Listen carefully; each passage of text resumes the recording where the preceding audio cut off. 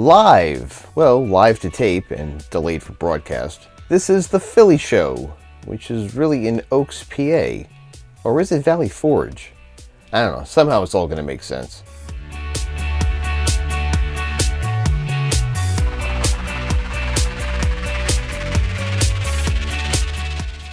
This was a great avenue to grab oddballs and continue building complete bass sets.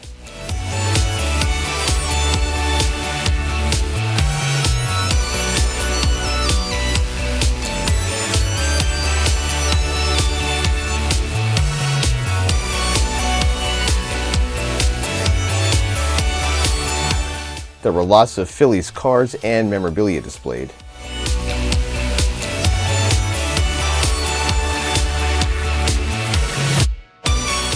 Lots of Eagle stuff too, and plenty of excitement thanks to a Super Bowl win.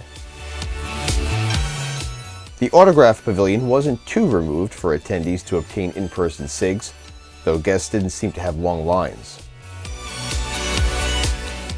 A VIP section allowed extra room to relax or kick a soccer ball around.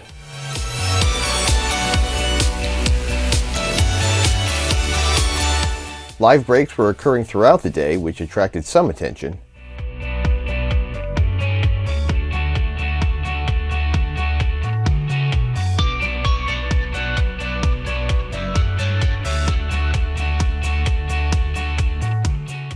And a number of auction houses were on hand to advertise some rare items.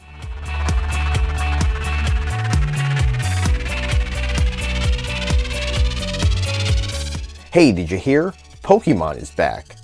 Several dealers had booths with nothing but, and were wisely grouped together as not to disrupt the flow of floor traffic shopping for sports cards. Did I mention there was a lot of Philly stuff at the show?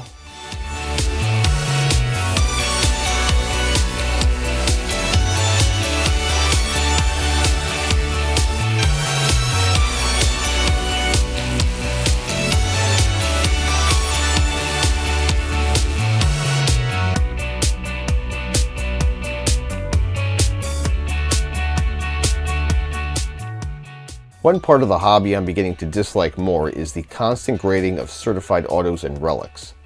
Nothing like a PSA 9 or 10 to give reason for jacking a card's price fivefold.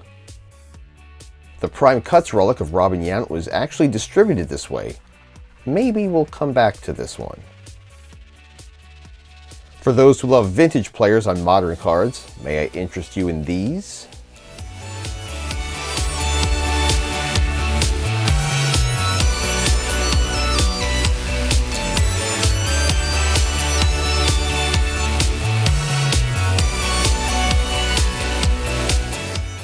Oh, look who keeps showing up at these shows.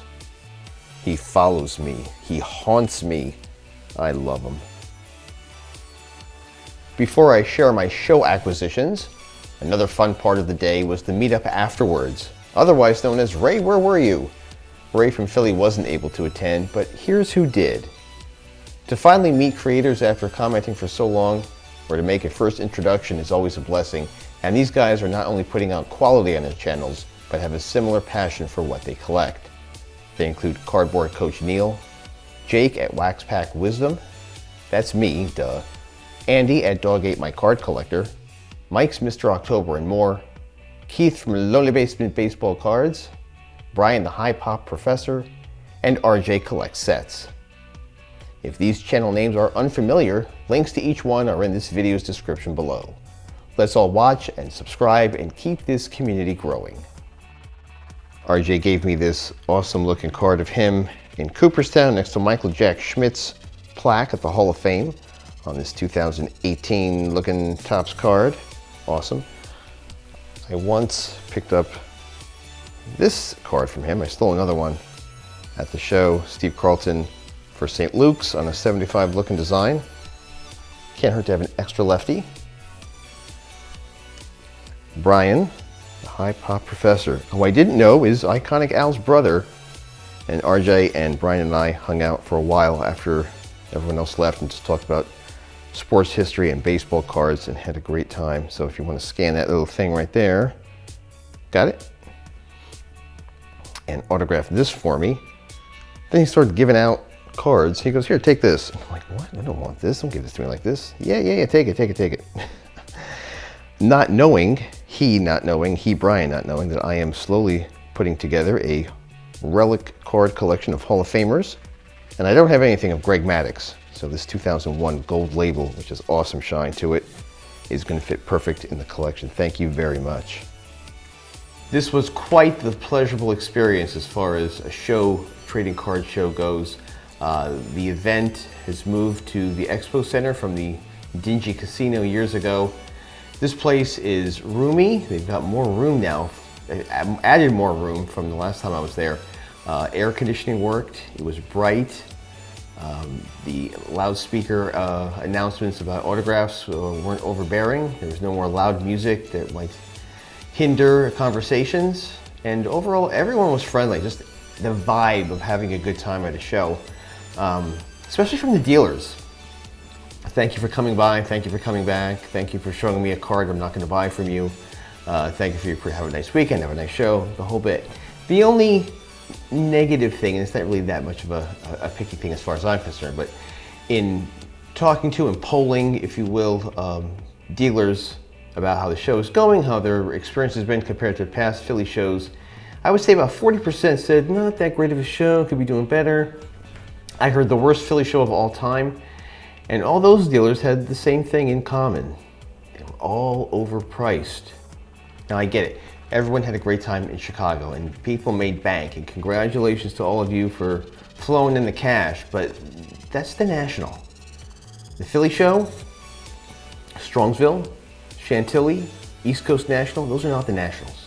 So you can't expect to be riding this wave of we're going to charge 30% over comps or book value all the time. People are not going to buy, and they were priced out of a lot of cool stuff. So you're going to hurt the market if you don't pull back a bit every once in a while. That's really the only, you call it a gripe, but overall, we all had a fantastic time. A couple of quick shout outs. Bill V, Hall of Fame collector, ran into him, talked for a few minutes. He was threatening to show up for the evening's event, couldn't make it, but we'll catch you on the next time. And then TTM Bob, who's a regular viewer of mine, he doesn't make content, he recognized me. He goes, hey, I watch your channel all the time. So I'm like, oh, cool. So he is a TTM collector. He's also a set builder. So we stick together. So hopefully you found everything that you're looking for at the show. There was a lot to grab, I know. So thank you, Bob, for coming over and saying hello to me. Okay, enough suspense. Let's get right into it. The first half of my day was super, splendid, and had me on a high once again. The first purchase being finding 3 of the remaining 4 cards in the 1959 Fleer Ted set, including 2 with Babe Ruth. So now all that remains is the tough one, number 68, Ted Signs. I saw 2 at the show, but the high grades just put them out of my budget. Then I picked up 1 more, 1967 Topps high number. Ted Abernathy wasn't a problem, but the remaining 3, all of which were available, were just not for my set at the time. So keep searching. With those 2 sets on the brink of completion, it's time to focus on the 1970s Supers. Here are 2 SPs, Billy Williams and Frank Robinson, a legendary Hall of Famer, look at this great shot, Roberto Clemente, and a future Hall of Famer, in my humble opinion, Pete Rose. Now these 4 get me to 71% complete and need an even dozen to finish the Oddball Classic. The afternoon portion of shopping presented a rockin' array of modern relics and autos of you-know-who. It's my main man, Rockin' Robin Yount, and I took advantage of what was out there at this show. I purchased this 2024 Topps Tier 1 Prime Performers autograph, numbered to 99, and this 2024 Topps Gilded Collection, the gold frame autograph rose gold, numbered to just 50. Got it from the same dealer and got a bit of a break.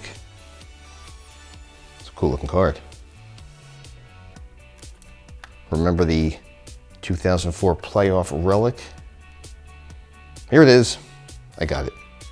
And I wasn't afraid to make a bold offer that was agreed to.